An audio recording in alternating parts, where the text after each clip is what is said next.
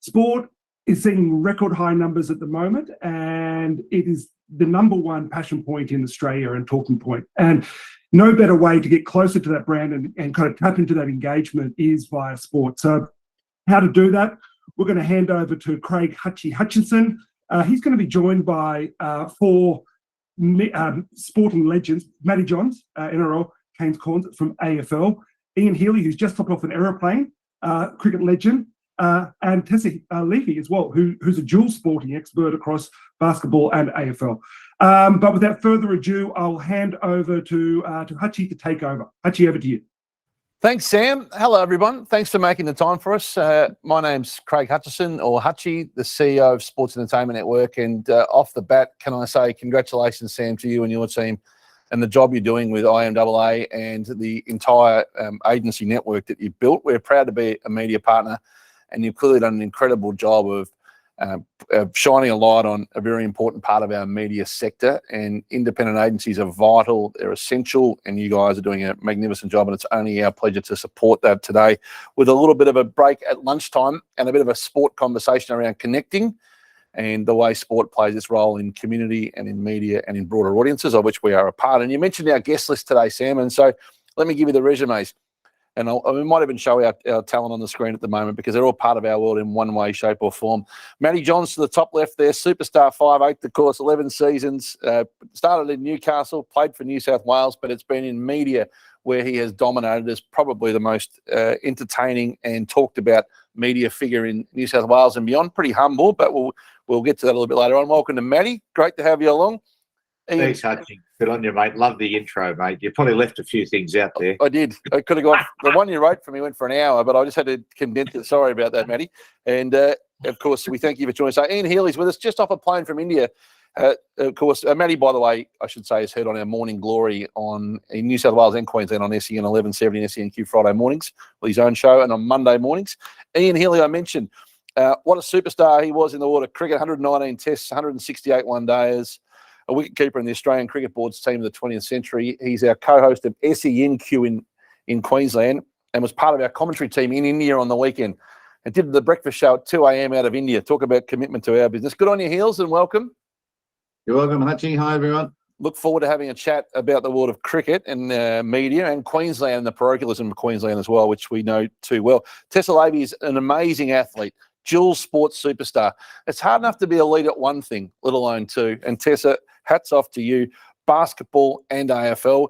You, of course, play for our own team that we invested in, the Bendigo Spirit, in the WNBL, where you had a fantastic season.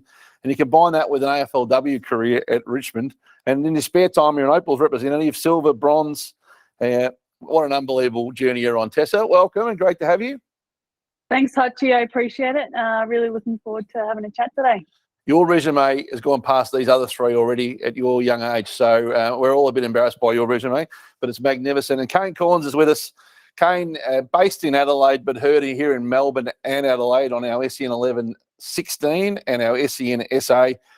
Port Adelaide Premiership player, 4-time best and fairest Port Adelaide Hall of Famer, and probably the most cut-through AFL identity in terms of opinion, and a great philanthropic side to him as well, which we'll talk to. Kane, welcome to you.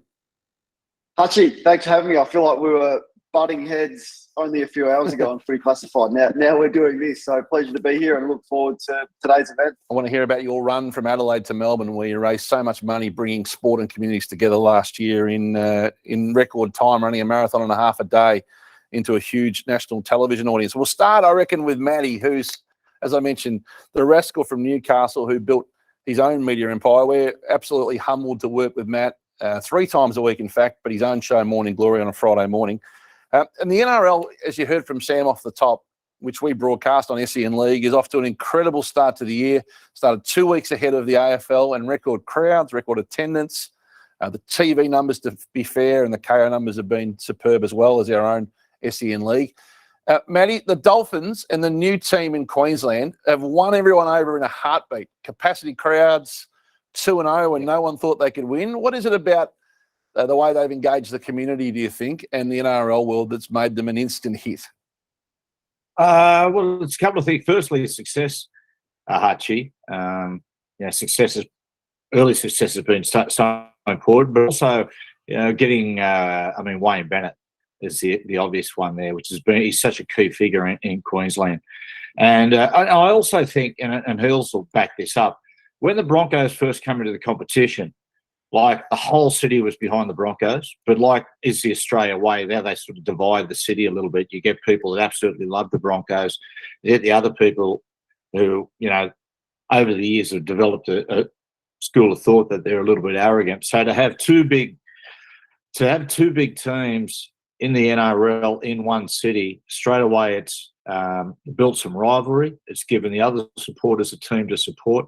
But Wayne's just that, he's a figure in Queensland that just goes past sport. And I just laughed when they won their first game, and watching Wayne sitting there at the press conference, you could just see how much he missed the game in that first 12 months. In that 12 months off, he sat there after the win and he said, well, what did I show you? All you blokes said we wouldn't win a game. I never heard one person say they wouldn't win a game, but he's built that siege mentality. It was like, it wasn't so much like the cat that ate the canary. It's like the cat that ate the whole Avery. He was just, so that's what's been really, really important. It's a great rivalry for the game, and the game's going good because the leadership of Peter V'landys, he's just made some decisions which have made the product better. Rugby league is it's like Afghanistan. It's a massive war in tribes that you got to pull together somehow, and he runs a dictatorship, and that's the way the game's got to be run. Matty, you played State of Origin. Your brother Andrew is one of the immortals of the NRL, for those that don't know. So for all of your amazing conquests, you've got a brother who's better. Let's be honest. Better. You're a bigger name in media. He's a bigger name on field, maybe, arguably. Yeah. He would take the thing about it is, Archie, the thing about it is God doesn't give you everything, and which is testimony if you listen to his commentary. I think very hard on him. He does a great job on your show fortnightly, and is very good on the and your whole family, by the way, media figures. You've got your own family podcast, such as the interest in your family. But I want to ask you about State of Origin. Here's Matty in Morning Glory with us on a Friday morning. Did you ever think, Matty, that Origin would be as big as it is, and that it would be 3 events of the year that are as big as, or if not bigger than, the AFL Grand Final? Because you played. Yeah, Hutchie.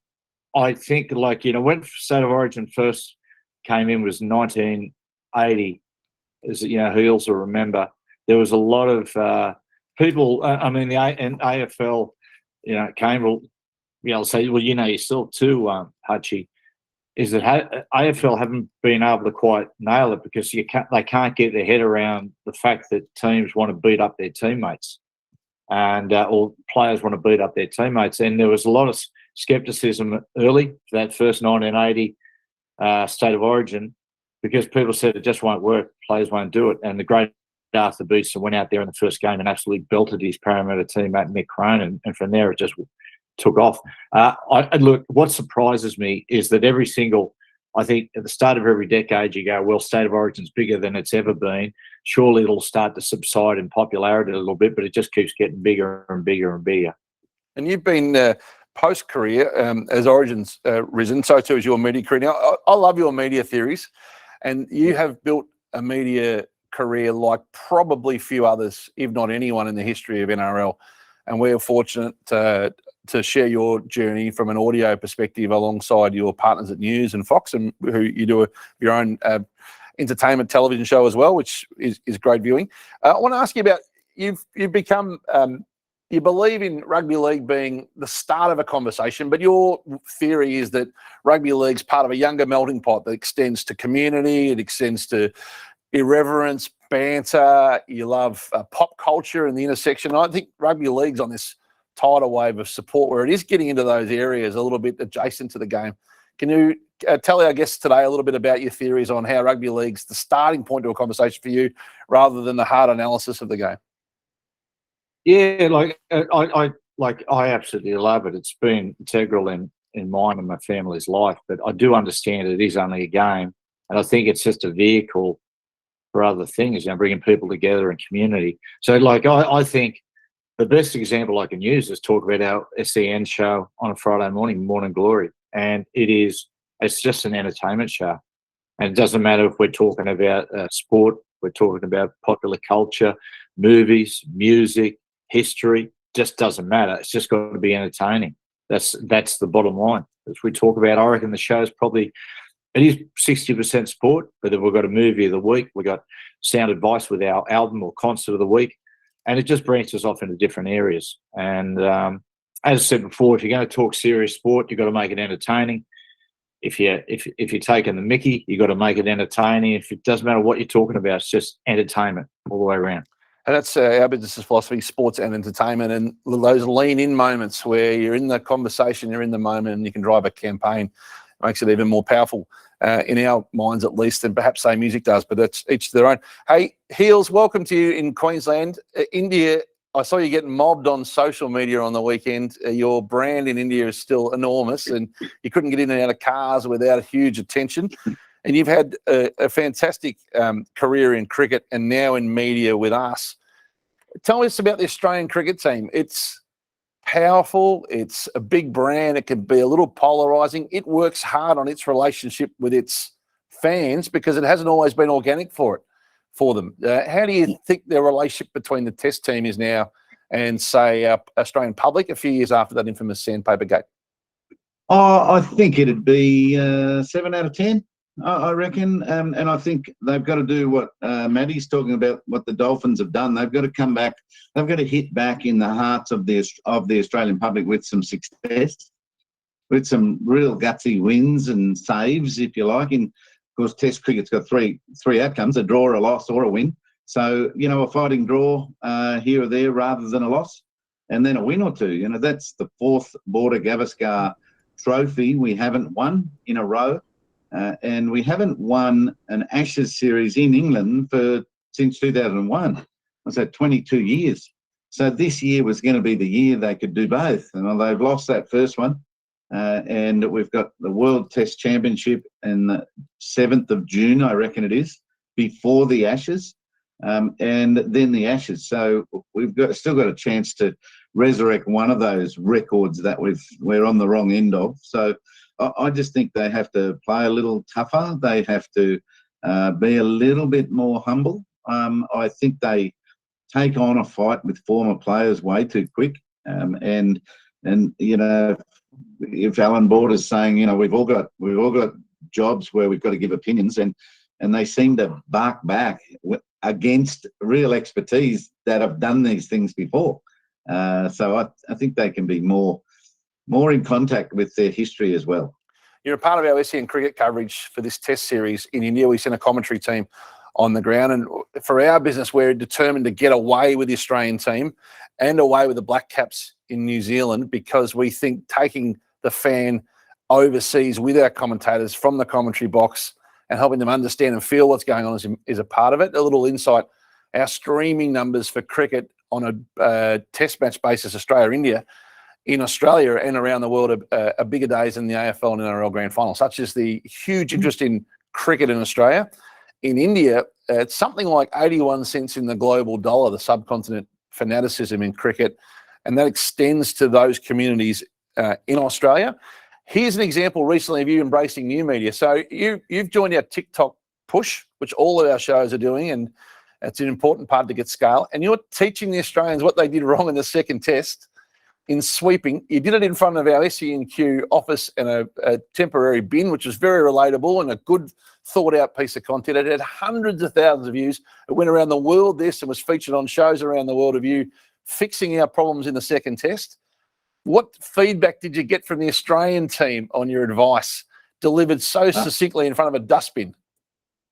I got no feedback from this. But I saw you popped up in a song on the weekend and a film clip, and yeah, it's been amazing.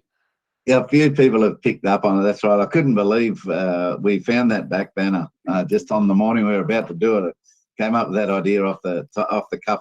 But Chris Lynn said to me, "We've been watching you sweep, idiot." And I said, "What do you think?" He said, "No, I watched it for 3 seconds and turned it off." But there was Usman Khawaja talked about it. Robert Craddock seemed to think they had discussed it in-house in India. But this was one of the things I was talking about. They all denied that their planning was wrong. And they said their batting went to they're happy with their batting plans. They just went off plan on that particular day when they lost 8 for 28. And then, having denied that they had a problem sweeping too much, they haven't played a sweep for the last 2 tests. They won one of them, and this time they had a nice draw. The last test that just finished yesterday was a wicket that they could have been sweeping on. It was consistent. It was, not spinning that much, and they would have had a lot more control with that sweep shot. But they put it away for some reason. If that was part of their plan, your video. They could have pulled it out easily yesterday. It was your SEN_cricket TikTok that stopped the sweeps in the series, Heels. It's undeniable. Hey, before we move on, last question from me. The passion of Queenslanders. I think it's one of the things that is easily overlooked in brands or in media companies or in agencies. In sport, we're really sensitive to it. We want to make Queensland content for Queensland where possible, South Australian for South Australian, West Australia for West Australia. There's an argument per capita that Queensland's the most parochial state. That will be debated by others. You and Paddy Walsh, who's a legend in Queensland media, do our breakfast SENQ. What is it about the Queensland way of life where it's all about localism?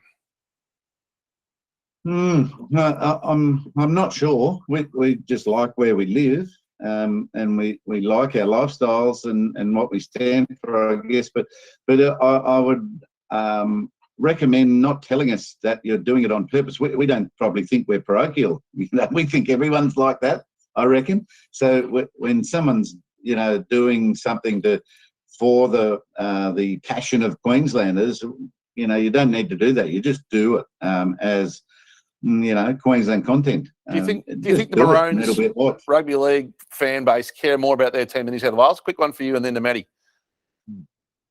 Yes, I do. I think they do. And I'd be one person that people who travel away a bit and go around the country understand that we probably are more passionate than other states, but those who have always been in Queensland just think everyone's like that. If I'm not causing any problems in the control room, I might just go back to Matty and ask the same question if I can from his home there in the northern suburbs of Sydney. What do you reckon, Matty? Do you agree with Heels on that, or do you think New South Wales we underestimate the passion of NRL?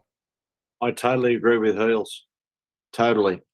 I think that Queensland drives state of origin, and I remember when Queensland won 9 series in a row, and I was at the ground when we beat them for the first time in 9 years, and I'm walking to the car park, and there's an old woman from Newcastle coming the other way. She's got the blue scarf on, and she said, "Oh God, how good was that?" I said, "Fantastic." She goes, "God, I hope we don't win too many in a row. That'd be boring."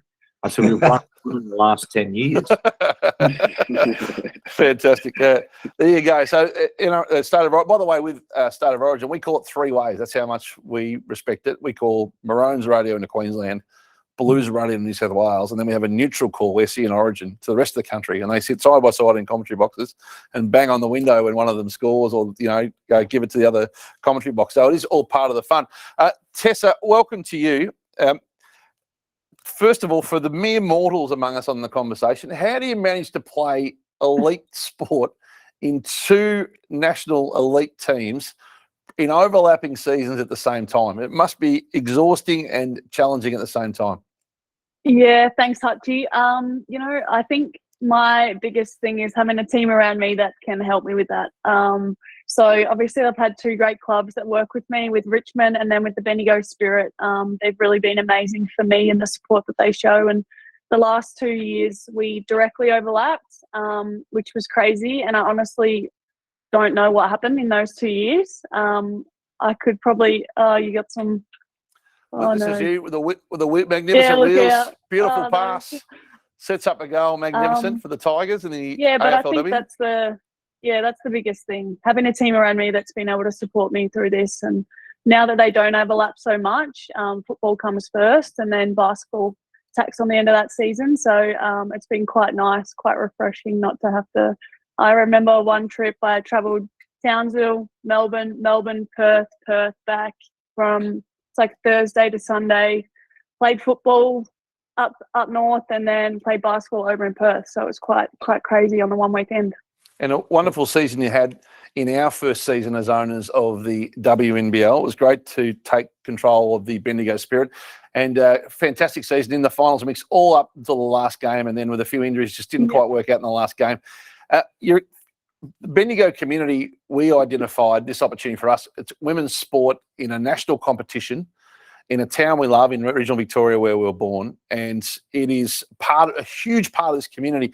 Can you touch on the impact an elite team can have on the community itself, the town that it plays in, and how it brings and builds confidence and aspiration among young athletes in that community? Yeah, for sure. I think it's huge. You know, we've been lucky to be based in Bendigo, and you know, I'm a country kid myself, coming from Swan Hill on a small farm. So just to be able to have the access, you know, we miss out on a lot as country kids, and I think that's huge for people to look up to athletes like us. And we love, as Spirit, love getting out in the community, and that shows. People turn up to games, you know, and women's sport is really growing at the moment. So I think we have a massive opportunity in Bendigo. We already have sort of the groundwork done, but yeah, I think it's only going to get better from here. The Bendigo Spirit, one of 4 basketball teams that we've invested in, and it's been a great vehicle to support or complement audio or digital or marketing campaigns in those areas as we connect like on a hyper local level as well as on a national and 2-country level. And the aspiration I mentioned, Tess, to see you guys sit there after the game for 45 minutes on the floor and sign every autograph, take every photo until every fan goes home. That's a player-driven initiative. Is that about leaving a little mark in the community to let the Bendigo community and the Central Victorian community and the regional Victorian community, you know, we played games, of course, in Geelong and Mildura to extend the narrative. Is that to be part of those towns and to hopefully inspire the next Tessa Lavey to be a superstar? Absolutely. I think, you know, it's being able to be in contact with them too. You know, I think a lot of sports you often see they just sort of head off to the locker room, but with women's sport and being local, we have that opportunity to create a connection with kids that come along to the games, with their parents. We're often out at schools reading books. So yeah, it's really special to be able to do that and then inspire that younger generation. And, you know, we might lose by 40 or something, but we're still out there on the court, and, you know, we're still got a smile on our face. We know we're lucky to play a game that we do, and we can still say, hey, how'd you go? Did you have fun tonight at the game? And I think they really appreciate that, and then they can sort of understand that, you know, we're people as well, and yeah, we're more than happy down the street if someone comes up to us and says hello. I think that's really special to me, and hopefully we do really inspire a whole lot of kids to take up the sport. At the other end of the scale, Tessa, you get to represent your country, and you've got an incredible journey ahead on that front. How important is that to you as an athlete to actually represent the country that you live in and were raised in? Yeah, it's been really special. You know, as a kid growing up, regional Victoria, I honestly had no idea. I didn't even think I was going to end up on an aeroplane once. So for me to be able to represent my country was really special. And wear the green and gold, I always wear it with so much pride and give it 110%. So I think, you know, culture's huge here in Australia. And when you go overseas and you just see how, like when we're in Tokyo, how we came together as a group and supported each other there at the grounds. It was pretty special to see that, and you know, I feel very lucky to be a part of Australia. Reminds me a little of the first time Matty played for Australia. I'll come back to that a little bit later on. I think we've got time, Matty, but it's a fascinating story. Hey, Kane, welcome to you. What a media career you built in South Australia. Did you ever think when you were playing footy that you'd be what the newspapers would call one of the biggest cut-through media identities in the country? And you've had an extraordinary run post-career. How have you found it? Well, it's been a great partnership with you, Hutchie, and the SEN business. So I'm pretty passionate about the business and all the things you've explained today for those reasons and the opportunities that it has provided. Did I think that it would go this way? I would have hoped. I remember, you know, tagging along with Dad, who had his own radio show in Adelaide, a drive show, Kane Cornes, for the best part of 25 years as a young person, and thought he was always really good at his job, and I always admired the way that he went about it. So I had a really good role model in my dad, as a lot of people have, and his offsider Ken Cunningham, who was the KG of the Cornes, he said to me as a young person, he said, look, son, if you want to make it in media, you need half to hate you and you need half to like you. And I'm not sure if I've got the split right, Hutchie, and everyone, but it'll be somewhere, but maybe it's 60% hate me and 40 like me. But it's about starting a conversation. And I think, you know, that the last thing that I want when I'm listening to someone speak in the media is to be bored and for them to wheel out the party line. So, you know, it's a pretty competitive field, and how do you make your mark? Well, there needs to be some audience engagement and reaction, and that's why I love the SEN platforms, because if you disagree with what I say, pick up the phone and tell me, and then we'll have the debate, and I always welcome that, and starting that conversation is something I'm passionate about, and I don't really care if you don't agree with me. I care that you want to engage with the conversation, and that's why having this platform's been terrific. I love it. I think being honest and authentic is part of your appeal. You call it as you see it, but you're happy to listen to an alternate view. We have, as a business, 25,000 texts a week on average from the audience. We've got a hyper-engaged super fan base around both countries that want to text directly to the studios and be heard.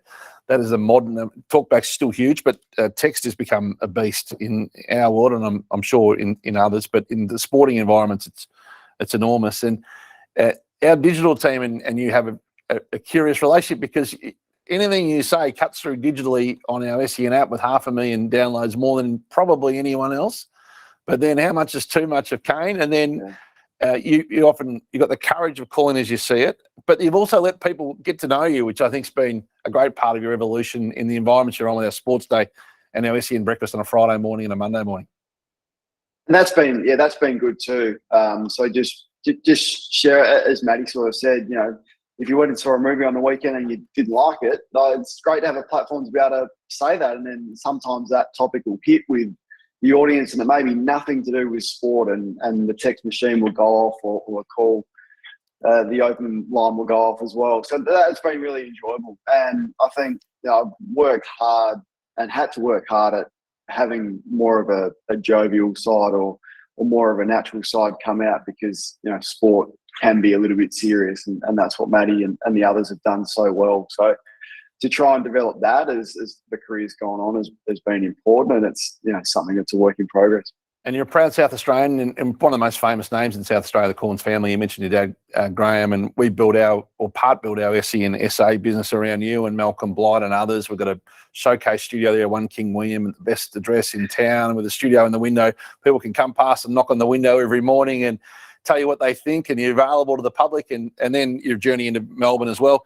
And it was ironically that studio in Adelaide, Studio Lumo, which started your finest philanthropic contribution. You ran from Adelaide to Melbourne in 9 days to raise money. Can you tell us a little bit about this?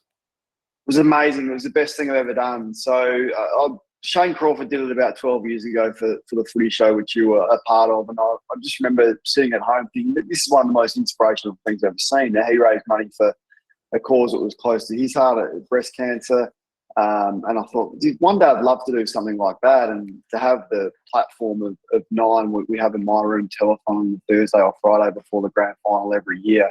And I thought, how good would it be to do this and then to run in and try and raise some money? And teamed up with my room, kids with cancer and their families who could think of anything worse than watching your child go through something like that. So to meet these kids, to put a smile on their face, to raise money, we raised $400,000, was incredible. And yeah, it was one of the best things I've ever done, and it was so well supported. Like that was the inspirational thing behind it. I was the one that ran, but someone in the back had to give me drinks. There needed to be a driver of 3 cars. There needed to be someone booking the accommodation along the way, cooking the meals.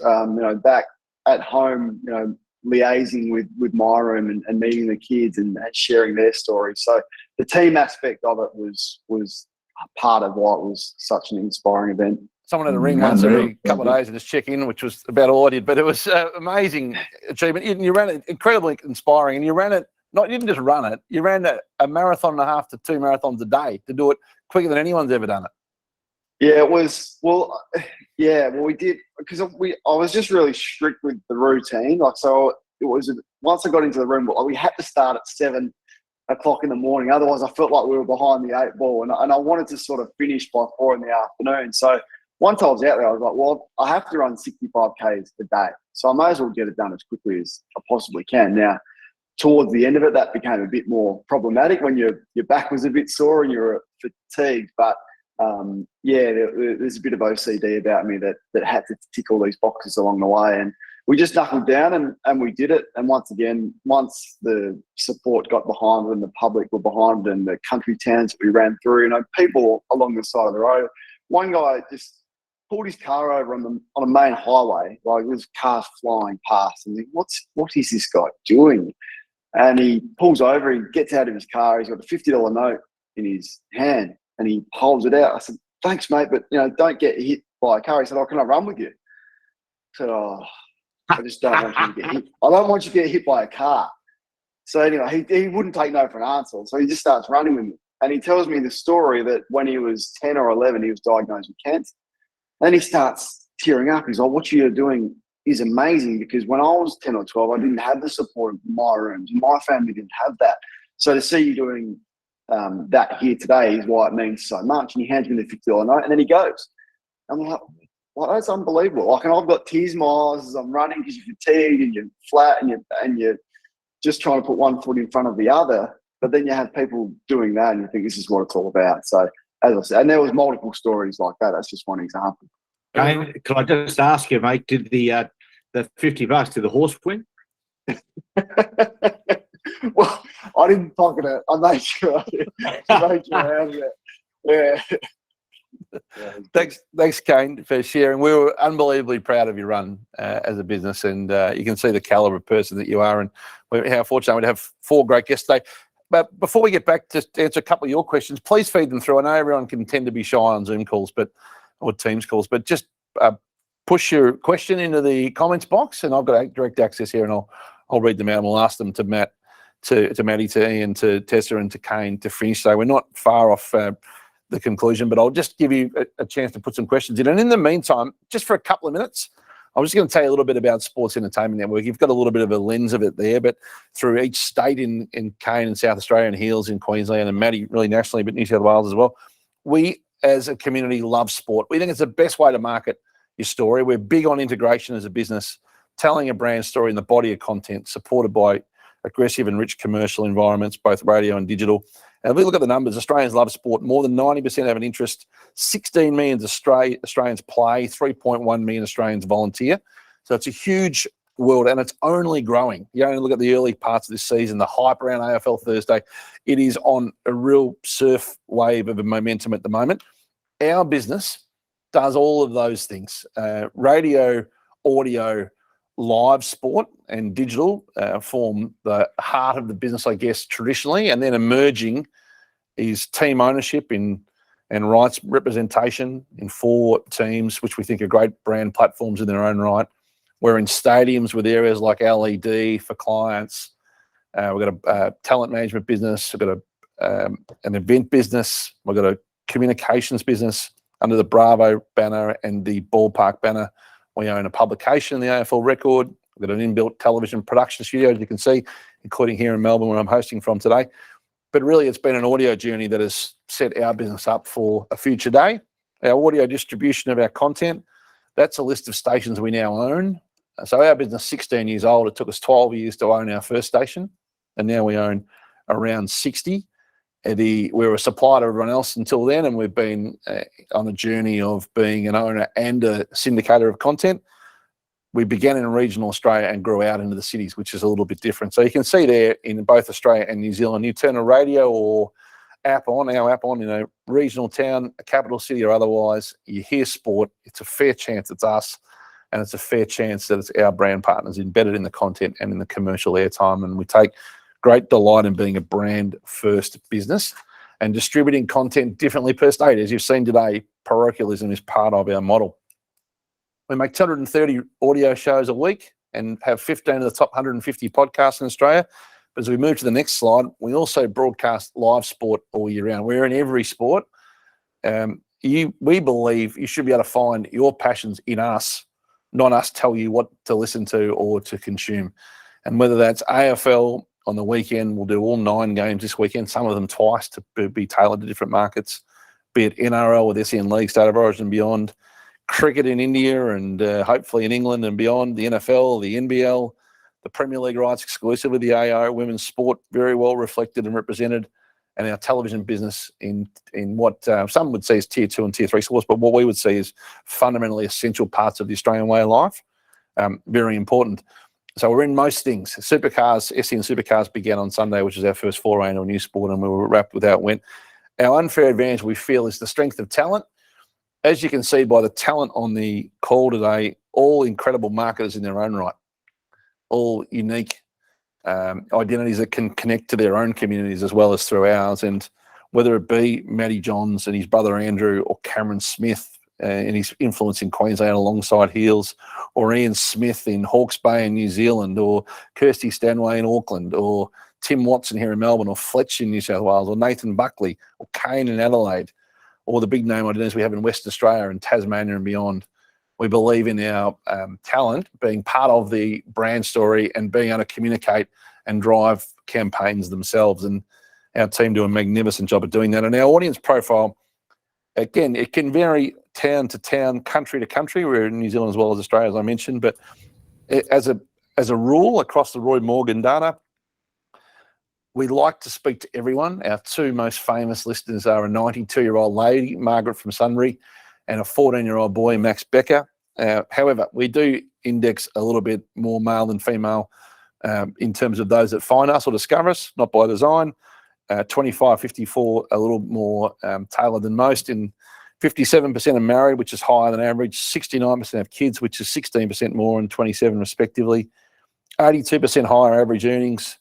A modern sports fan looks for sport as an escapism or voyeurism. So the disposable income, the way they travel, the way they consume content, products, own their own home, 36% is a far greater than number than you'd think. And so I think, while it's a little bit of a myth that sport is about blue collar, it is actually about all sports fans. And for a lot of people, it's just voyeurism for busy jobs, for busy vocations, and for a disposable income, and also to look after their family. And our objective is to connect brands to fans, which is what we hope to do with IMAA, and we look forward to tailoring programs to suit, but also to make a sports fan's day.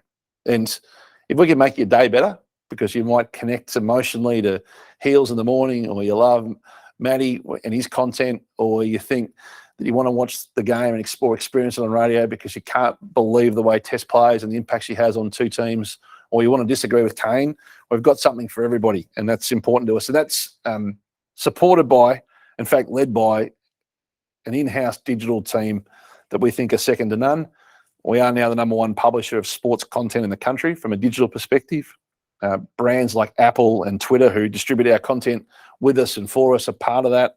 As I mentioned, 15 of the top 150 podcasts in Australia. We're innovating in stadiums. SEN Stadium this weekend, you'll be the only real-time, no-latency call in the world of AFL footy. And you can connect in via the tech in stadium that's exclusive to us. As I mentioned, we build our own apps. We've got 10 apps in-house. We've got a social engine that expands everything from TikTok to Instagram and Insta Stories and everything in between. And a library of podcast content that spans in sport and in racing, which has been a huge part of our evolution. Over 100 podcasts a week and about 230 brands, with 230 shows across 100 brands, and some like Sports Day, 1 for each state, to give you an example. So very passionate about having something for everybody.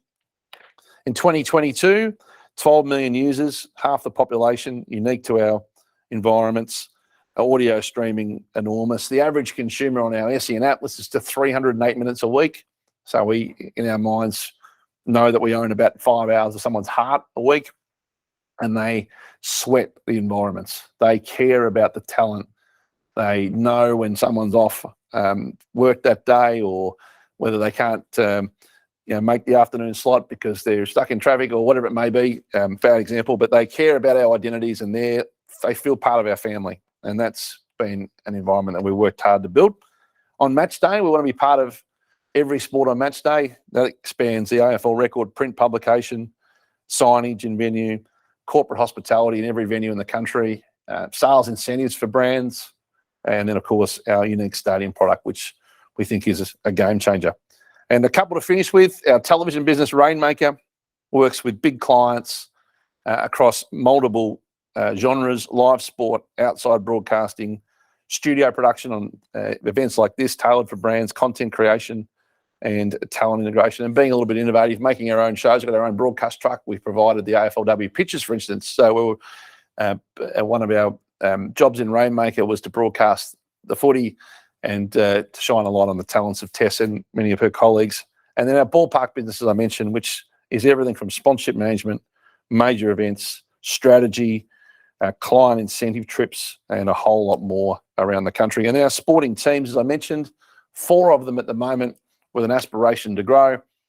Perth Wildcats, the longest established of the 4, huge part of the WA way of life, 13,000 at most games, sold out membership, 35 consecutive years in the finals, and an emotional hold on the WA community, and working hand in glove with our media business, not only in Perth but through regional WA, to be a solution for brands. And then in Otago Nuggets and Southern Hoiho in New Zealand, we were fortunate enough to win in New Zealand in the first year with Otago, based out of Dunedin. So no pressure into year 2. A lot of fun. And I mentioned Bendigo was a tremendous, and some good communities were working in there. If you think about Bendigo and Dunedin as 2 great towns among many that we want to have a social connection with. I would close by saying, and then we'll take some questions. We'll hand back to Sam in a moment. We're really committed to being a partner with you. We love what you're doing at IMAA, and we want to be a tailored solution for you. It's about collaboration. Please reach out to Sam, and he can connect you to the relevant team at our end to make sure that we can get ahead of any thought you may have, or an idea. We can tailor an idea that would suit you and your clients. It's important for us to be creative and be thought-led, and to be part of that process. And a chance of being brief would be superb. This year we've got obviously a big regional footprint where we can be national, we can be hyper-local, or we can be everywhere in between, metro or regional. Very excited about the Women's World Cup. I think it'll be incredible. I want to ask you, Tess, if that's on your radar, because this will be one of the biggest sporting events to ever come to Australia, probably outside the Olympics in 2000. Starts July 20, 80,000 the first game for the Matildas, and it's just another example of the incredible momentum in women's sport. Absolutely, it's incredible to see. I've seen some of the ticket sales and the promotion that's gone behind that, and yeah, I'm super keen for that to happen. And women's sport is, it's on the rise, and I just can't wait to see what happens within that area, and hopefully get to a game. Thanks, Tess. I'll close with just one quick question to our 3 guests. Matty, first of all, who will win the NRL competition and who will win Origin? South Sydney Rabbitohs to win the competition. The dream grand final will be South Sydney Rabbitohs versus Sydney Roosters, which you'll see this week. Just it's certainly more than just sport. It's like that you got a really blue collar working class area living next door to the ritzy eastern suburbs. So it's in some ways like a class warfare thing. Their 2 oldest clubs have never played in the grand final against one another, and I think this year's a big chance. So South Sydney, state of origin. Actually, this is a terrible thing to say. I'm hesitant to say this, but last year, because I'm like so close to a number of the Queensland blokes, including like Harry Grant's like part of our family. Like last year, I cheered for Queensland. Oh no! I know, it's just terrible. So this year, I'll square that up. I'll say New South Wales will win this year. The police will be at the door if that gets out. That's Chatham House rules. Heels, can we win the Ashes? Yes, we can, but we need to play well. I just don't think we string enough pressurised cricket together. Either our batting goes all right, now our bowling peters out, or we've just got to be really, really good. We all know what Baz McCallum, as coach of England, is now doing. They're playing a very aggressive, amateur style of cricket with bat and ball, and they try to win from anywhere. So if you can play really good cricket against that and come up with a plan, which I think is attack the head of their batsmen, get a lot of short balls. If they want to swing at them, good luck to them. See if they can do that successfully for long periods. we can beat it. We can rattle up Bazball and go well in the Ashes. So yes, we can. And I think New South Wales will win the Origin because they're so good. You know, they're a beautiful state of rugby league. That's how we talk here in Queensland. We just Reverse give it to psychology. them, you know, and then in comes the underdog at the end. It's on early. Kane, who wins the AFL season, which starts Thursday night with our AFL Nation call to 60-plus markets around Australia? Hard to see how Geelong don't go again. They've got better than last year, and they just seem to do things better than everyone else. But the season is set up so magnificently well because there's some big Victorian clubs just bouncing back to life. Collingwood are flying. Can Carlton make the finals? Melbourne appear to be really hungry. Richmond have topped up at the trade period. Then there's Geelong. And the other storylines, the new coaches, Ross Lyon's back, Alistair Clarkson's going to be, a fascinating story this year, see how he handles himself with everything that's going on. And there's a couple of interstate clubs that would fancy their chances. So in terms of a season, I'm loving it because there'll be storylines and media narratives everywhere for us to get our teeth stuck into. And Tessa, last word, 2024 Paris is within, 16, 17 months away. Where would you accept right now if I offered you a position at the end for the Opals? Where would I sit? Oh gosh, that's a tough question. Geez, I'd love to represent them again in Paris. But yeah, Would you take a bronze, gold? Are you determined? What do you reckon success looks like? Absolutely gold, I think. Good. We've got some really talented guards coming through, so I'm excited to see what they can do at an international level. Well done. Thanks to our guests today, and I'll formally thank them in a moment. It was great to get some insight from MJ and from Heels and from Tessa and from Kane. But Sam, I'll hand it back to you to conclude today with a huge thank you and acknowledgement from us for the opportunity to join you for a discussion at lunchtime. Thank you, Hutchie. Thank you guys for all your support and tuning in today. Really, really interesting chat with everyone. So thank you so much for it.